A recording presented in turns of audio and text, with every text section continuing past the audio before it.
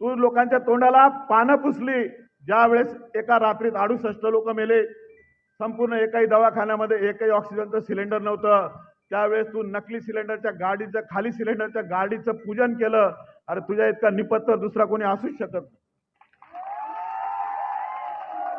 अरे तू मंत्री असताना तुला जे जमलं नाही, ह्या पठ्ठ्याने गुजरात मधून 3 गाड्या सिलेंडरच्या भरून आणल्यात आणि तुमचे जीव वाचवण्याचं काम या ठिकाणी केलेलं आहे. देख रहे हैं अब तक न्यूज चैनल।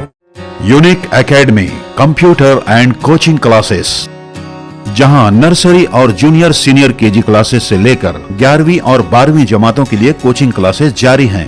यूनिक एकेडमी में ऑडियो और वीडियो स्क्रीन का इंतजाम भी किया गया है। 5वीं, 6ठी, 7वीं और 8वीं जमात की स्पेशल क्लासेस भी जारी हैं। उर्दू, इंग्लिश, मराठी और मैथ्स की बेसिक क्लासेस भी जारी हैं। लड़कियों के लिए बिल्कुल सेपरेट क्लासरूम। यूनिक एकेडमी में अपने बच्चों का एडमिशन करवाएं। हमारा पता याद रखिए, शहीद अब्दुल हमीद कुसुम्बर रोड, निहाल नगर पुलिस स्टेशन के सामने, मालेगांव। विधानसभा निवडणूक 2024च्या बंडू काकांच्या प्रचारार्थ होत असलेल्या दाणे गावातील प्रचार सभेच्या प्रसंगी आपल्यामध्ये उपस्थित असलेले आपले सर्वांचे लाडके उमेदवार बंडू काका बच्छाव, मालेगावचे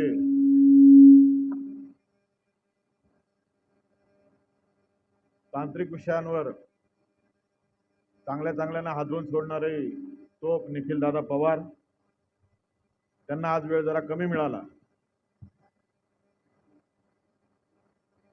माझे सहकारी गुलाबजी पगारे, अशोकजी शिंदे, ज्यांनी या आणखी एक सहकारी विठ्ठल बर्वे, त्याचबरोबर ज्यांनी या सभेचं या ठिकाणी आयोजन केलं, तर दुर्गेश कोते,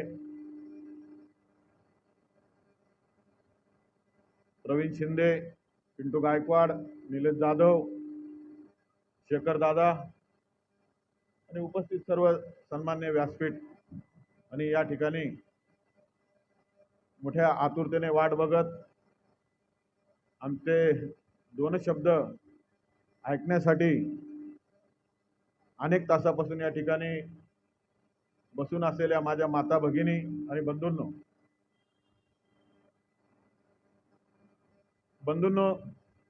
आणि भगिनींनो, आपल्याला इथं मी एक बघतोय की तरुणांबरोबरच ज्येष्ठ नागरिकांची संख्या, माता भगिनींची संख्या मोठ्या संख्येने या ठिकाणी आहे। तुम्हाला 2004 आठवत असेल, 2004लाही अशाच पद्धतीची गर्दी एका अपक्ष उमेदवारासाठी लोटत होती, कारण त्यावेळेची लढाई ही धनशक्ती विरुद्ध जनशक्ती अशी लढाई होती। आणि आज त्यावेळेस ज्याने आपल्याला अभिवचन दिलं होतं की मी तुमचा सालदार म्हणून काम करेल, आज तो इतका धनाढ्य झाला की आज त्याच्याच विरुद्ध आपल्याला परत तेच ब्रीज आपल्याला वापरावं लागतं की धनशक्ती विरुद्ध जनशक्ती। आणि आज या जनशक्तीचा जो सागर आपण सर्वदूर बंडू काकांच्या मागे बघतो आहोत, निश्चितपणे या ठिकाणी 2004 ची पुनरावृत्ती होण्याशिवाय राहणार नाही, अशी मला 100% विश्वास आणि गॅरंटी आहे। बंधूंनो, आता हा टप्पा जवळपास आपल्या मध्यावर येऊन ठेपलेला आहे। बंडू काकाचा ग्रामीण दौरा जवळपास आता 1-2 दिवसाचा बाकी आहे। आता जाण्यापासून हळूहळू आपण शहरामध्ये हे सगळं वारं घेऊन चाललो, हे तुफान आपण घेऊन चाललो आहोत। ग्रामीण भागात ज्या पद्धतीने बंडू काकांना जो उत्स्फूर्त प्रतिसाद या ठिकाणी मिळत आहे, निश्चितपणे कुठेतरी ही गेल्या 10 वर्षापासूनची असलेली खदखद आता खऱ्या अर्थाने बाहेर निघायला लागली। 2014 मध्ये आम्ही उभे होतो. एकाच वेळेस आम्ही 4 उमेदवार उभे राहिलो. आमची चारींची टोटल जवळपास 95,000 होती आणि यांची 86,000 होती. म्हणजे त्यावेळेसच लोकांना यांनी 10 वर्षापूर्वीच पाडलेलं होतं, परंतु कुठेतरी समन्वय नव्हता. 2019 ला तुल्यबळ उमेदवार दिला गेला विरोधकांकडून. मात्र शेवटच्या 2-3 दिवसात काय झालं कळालं नाही. उमेदवार ग्राउंडवर नसताना सुद्धा त्या उमेदवाराला 74,000 आणि वंचित वगैरे जे काही पक्ष होते असे मिळून सुद्धा 90,000 92,000 मतं त्यावेळेस. म्हणजे किमान 1 लाख लोक या परिवर्तनाची जवळपास 10 वर्षापासून वाट बघत आहेत आणि खऱ्या अर्थाने त्यांची प्रतीक्षा या 2024 ला आता संपत आहे असं मी जे चित्र बघतोय त्याच्यावरून मला वाटतं. बंडू काका सारखा पर्याय आता त्यांना या ठिकाणी मिळालेला आहे. आपल्या सगळ्यांना असं सांगितलं जायचं आणि जी काही मुजोरी मागच्या 10 वर्षात वाढलेली होती ती याच्याचमुळे होती की सक्षम पर्याय नाही. तुम्ही आपण कुठे चर्चा करता विरोध तर करायचा पण करून करायचं काय, कोणी चांगला माणूस भेटत नाही. आज बंडू काकांनी जे सामाजिक कार्य या मालेगाव शहरामध्ये उभं केलेलं आहे बंधूंनो, त्या जोरावर हा सगळा प्रतिसाद या ठिकाणी मिळत आहे. एक माणूस आपण बघितला असेल फॉर्म भरण्याच्या त्या सभेमध्ये बंडू काकांनी आपल्या प्रॉपर्ट्या विकल्याचे पुरावे दिले. ते खरेदी खत आपल्याला दाखवलेत की मी माझ्या बापाची नाही माझी स्वकष्टाची प्रॉपर्टी विकून या निवडणुकीला मी सामोरं जात आहे. एक माणूस स्वतःच्या प्रॉपर्ट्या विकून तुमच्या मनातली खतखत जी गेल्या 10 वर्षापासून आहे ती बाहेर काढण्यासाठी आज तुमच्या समोर या ठिकाणी आलेला आहे. बंधूंनो, इतकी मुजोरी वाढलेली होती, इतके बिंदास होते की 15 दिवसाच्या पूर्वीच्या जर त्यांच्या कार्यकर्त्यांच्या जर पोस्ट बघितल्या, आमची ही निवडणूक म्हणे काय उपमुख्यमंत्र्यासाठी आहे. उपमुख्यमंत्री, जिल्ह्याचे पालकमंत्री, मला एखाद्याने सांगावं यांनी 1 तास तरी आपलं गाव सोडलं का, आपला मतदारसंघ सोडला का? असा नेता असतो का? राज्य पातळीवरचा नेता कसा असला पाहिजे? 10-12 मतदारसंघामध्ये जाऊन 10-12 आमदार निवडून आणले पाहिजेत. त्यावेळेस अशी स्वप्न बघितलं आपण समजू शकतो. जिथे स्वतःच्या निवडण्याची या ठिकाणी परवड पडलेली आहे आणि ते खुशाल उपमुख्यमंत्री पदाची स्वप्न बघतायत. मी तर म्हणेन हा 3 नंबरचा उमेदवार आहे. 23 तारखेला हा 3 नंबरचा उमेदवार आणि हा 3 नंबरचा उमेदवार कशावरून सांगतो की त्याची चंदनपुरीमध्ये जी काही जीभ घसरली. मी तुमच्या ध्याने गावकऱ्यांना या ठिकाणी विचारतो, पिंटू गायकवाड, बंटी कोते, प्रवीण जाधव आणि त्यांची टीम सटाणा नाक्यावर एकता जिमखान्यामध्ये रोज त्या ठिकाणी राबायला यायची. त्यांच्याबरोबर त्यांच्या अनेक सवंगडी 20-25 कार्यकर्ते असायचे. रात्रंदिवस त्या ठिकाणी आर्सेनिक अल्बमच्या बॉटल भरण्याचं काम चालायचं, भाजीपाल्याचे पॅकेट तयार करण्याचं काम चालायचं. माझा एक मित्र टिंगरीचा अमोल पवार, त्याचं मेडिकल होतं अशोका मेडिकल. त्या मेडिकलच्या माध्यमातून आम्ही रेमडेसिवीर उपलब्ध करून दिलं. तुमच्या जाने गावात अनेक रेमडेसिवीर मी बंटी कोतेच्या माध्यमातून या ठिकाणी उपलब्ध करून दिलेले आहेत. नगरसेवक दीपक शिंदेच्या माध्यमातून या ठिकाणी आम्ही रेमडेसिवीर उपलब्ध करून दिलेले आहेत. तुम्हाला भाजीपाला आला असेल ना माझा, सटाण नाक्यावरून सगळे दाणेकरच आहेत ना, तुम्ही का बाहेरून आलेले? दाणेकरच आहेत ना, मग तुम्हाला माझा भाजीपाला आला होता का? हात वर करा, त्याला दिसू द्या. मी आणखी बोलणार आहे. माझ्या आर्सेनिक अल्बमचे तुम्हाला त्या गोळ्या, साबुदाणा गोळा म्हणतात आपण, वंत्याच ना, त्या छोट्या छोट्या डब्या वंत्यात ना, प्रत्येक घरात वंतात का? मी पाहता तिकडे कुठलं चंदननगर, आणखी नाही चंदननगर नाही, आंबेडकर नगर वगैरे त्या सगळ्या परिसरात 55 पर्यंत आपण वाटायला आहे तिकडे. बंटी कोतेरी तुमच्याकडनं पैसे गोळा केले होते का? हा, सुनील गायकवाड पैसे मागतो म्हणून काय पैसे वसूल केले होते का? हा बेशरम त्या ठिकाणी बोलला की सुनील गायकवाडने मेलेल्यांच्या टाळूवरचं लोणी खाल्लं. अरे यांनी कुठे कुठे लोणी खाल्लं मी तुम्हाला सांगतो. ज्यावेळेस आम्ही राबत होतो, आमची कार्यकर्ते लोक शेतकरी शेताच्या शेत आम्हाला देऊन टाकत होती, त्यावेळेस आमची कार्यकर्ते ज्यांना कधी कामाची सवय नाही ते शेतामध्ये जाऊन वांगे तोड, शेवग्याच्या शेंगा तोड, फ्लॉवर तोडून आण आणि असं करून करून ते रात्री पॅक करत सकाळी आम्ही तुमच्या दाराशी आणून द्यायचो. आणि ह्या त्या कार्यकर्त्यांना म्हणतो यांनी मेलेल्याच्या टाळूवरचं लोणी खाल्लं. अरे लोणी तू खाल्लं. तू त्यावेळेस नगरपालिकेमध्ये तुझ्या बगल बच्च्यांच्या मार्फत फक्त व्हाउचर तयार करत होता. तू सिव्हिल हॉस्पिटलमध्ये गोळ्यांचा भ्रष्टाचार करत होता. तू लोकांच्या तोंडाला पानं पुसली ज्यावेळेस एका रात्रीत 68 लोक मेले, संपूर्ण एकाही दवाखान्यामध्ये एकही ऑक्सिजनचं सिलेंडर नव्हतं. त्यावेळेस तू नकली सिलेंडरच्या गाडीचं खाली सिलेंडरच्या गाडीचं पूजन केलं. अरे तुझ्या इतका निपत्तर दुसरा कोणी असूच शकत नाही. अरे तू मंत्री असताना तुला जे जमलं नाही, ह्या पठ्ठ्याने गुजरातमधून 3 गाड्या सिलेंडरच्या भरून आणल्यात आणि तुमचे जीव वाचवण्याचं काम या ठिकाणी केलेलं आहे. आणि हा आम्हाला कोरोनाचं शिकवेल. 60 दिवसाच्या कालावधीमध्ये याच्याकडे माझं लक्ष होतं. पहिल्या 60 दिवसामध्ये 10 दिवसात 1 दिवस बाहेर निघायचा, कुठे सायकल चालव फोटो काढ, कुठे त्या दवाखान्याकडे पाय फोटो काढ, कुठे मंदिराजवळ हनुमानाच्या मंदिराजवळ जाऊन बैठ, हात जोडून बैठ. अरे ह्याच्याने काही लोकांच्या संकटातून लोक बाहेर काढणार होता का तू? तिथं राबावं लागतं. आम्ही राबलो आहेत. तुमच्या गावामध्ये काम सांगायचं राहिलं आणखी. आर्सेनिक अल्बम झालं, भाजीपाला झाला, रेमडेसिवीर आम्ही तुम्हाला पुरवलेत, ते पण 1150 मध्ये पुरवलेले आहेत. एखादा मायकाला इथं आणून दाखवा मला. अनेक व्हिडिओ माझ्याकडे आहेत, लोकांच्या मुलाखती माझ्याकडे आहेत.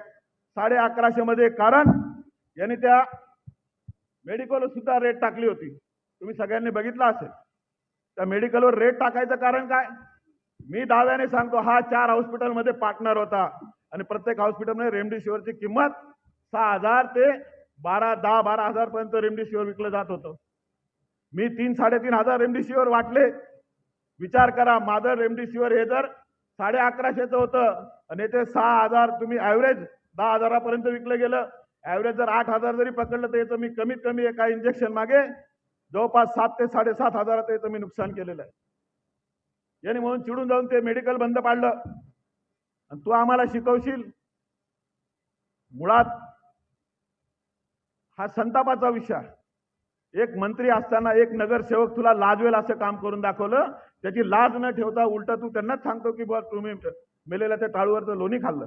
अरे आम्ही काय केलं? आमच्या जीवाला त्या भगवंताला माहिती आहे कसा कसा पैसा आम्ही उभा केला.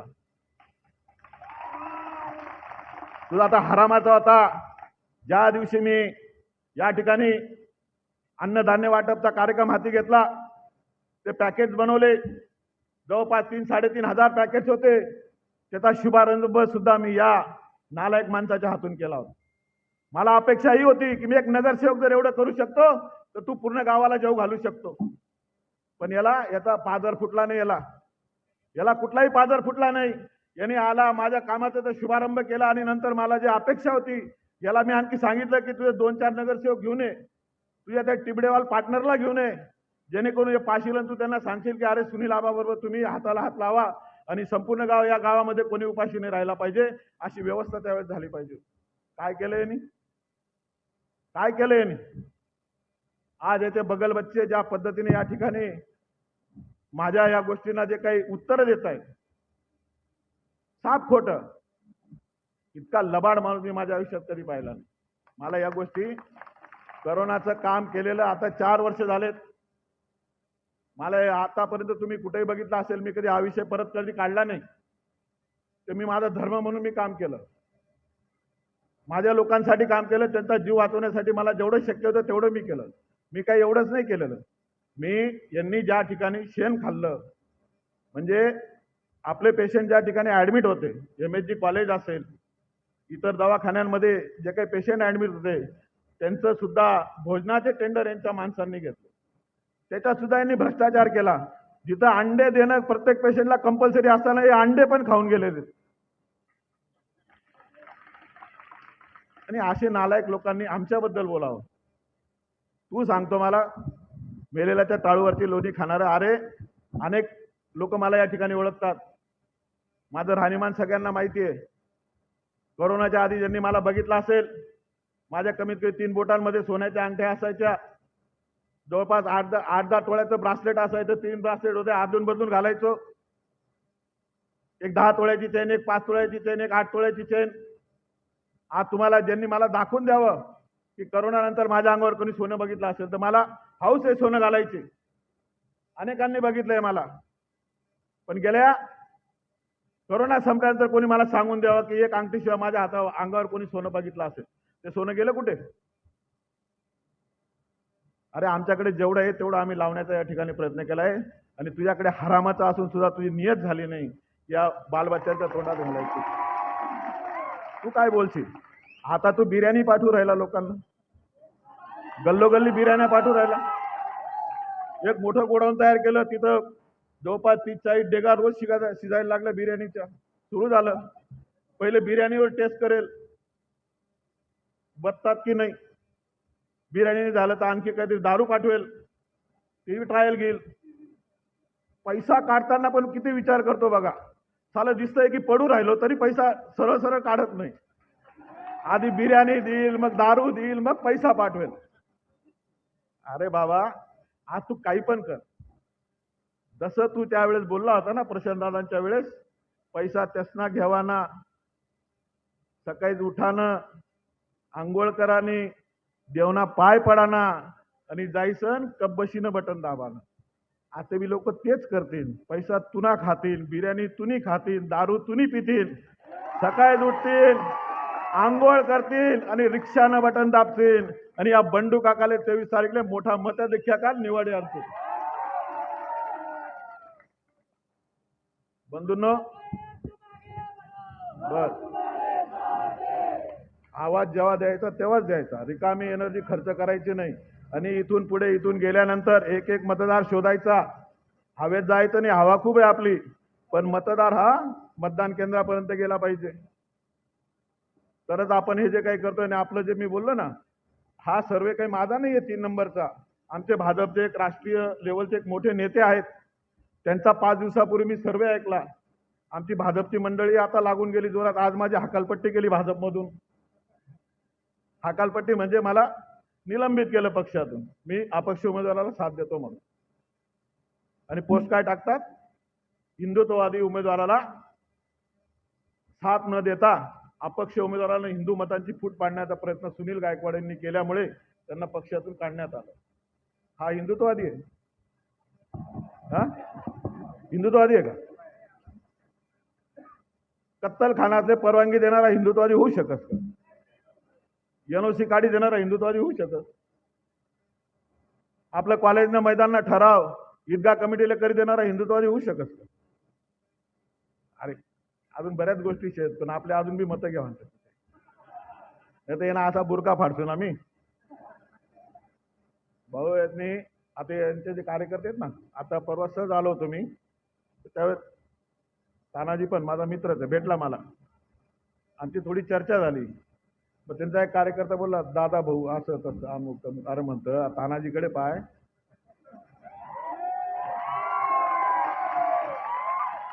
मना भाऊ नगरसेवक झाया, सगळं झाय आणि वावरे की सण ते सगळं करायला.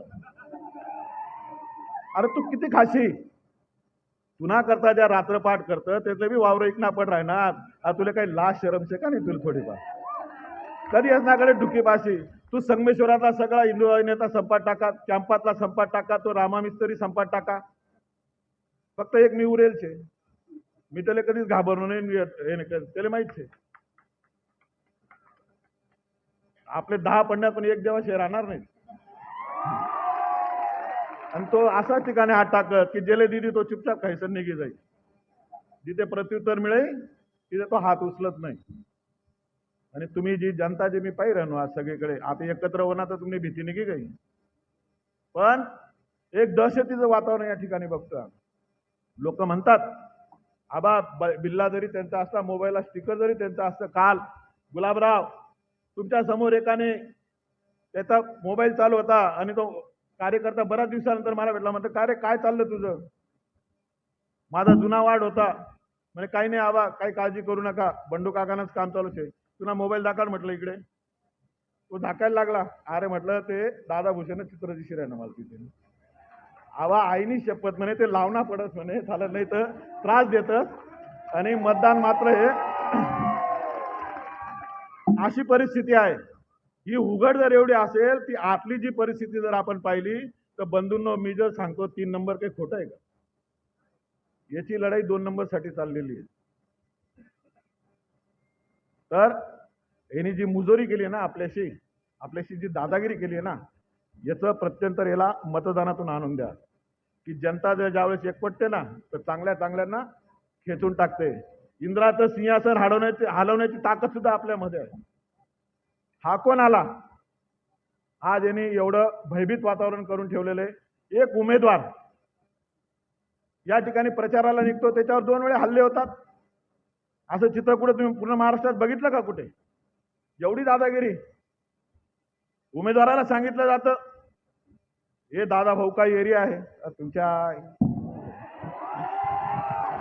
पाहू 23 तारखेनंतर.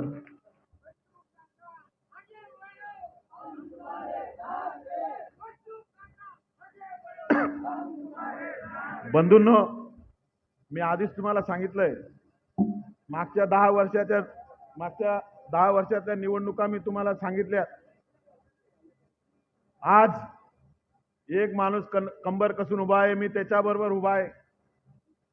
आज मी पक्षाची पर्वा केली नाही, पक्ष काय करेल याचा कुठलाही तमा बाळगली नाही. आज शेवटी पक्षाने माझ्यावर कारवाई केली, तरी सुद्धा मी आज या स्टेजवरून हललेलो नाहीये. आज मुद्दाहून म्हणून मी दाण्या गावाच्या या सभेला आलेलो आहे. मी तुम्हाला विनंती करायला आलोय की बंडू काकाला विजयी करा. निश्चित या शहरातच नाही तर तालुका बदलण्याची ताकद आमच्यामध्ये आहे. आम्ही तुम्हाला न्याय देऊ, तुम्हाला दहशतीपासून आम्ही मुक्तता देऊ, तुमच्या मुलांना नशामुक्तीपासून, ड्रग्सपासून मुक्त करण्याचं या ठिकाणी मी तुम्हाला आश्वासन देतो आणि थांबतो. जय हिंद, जय महाराष्ट्र.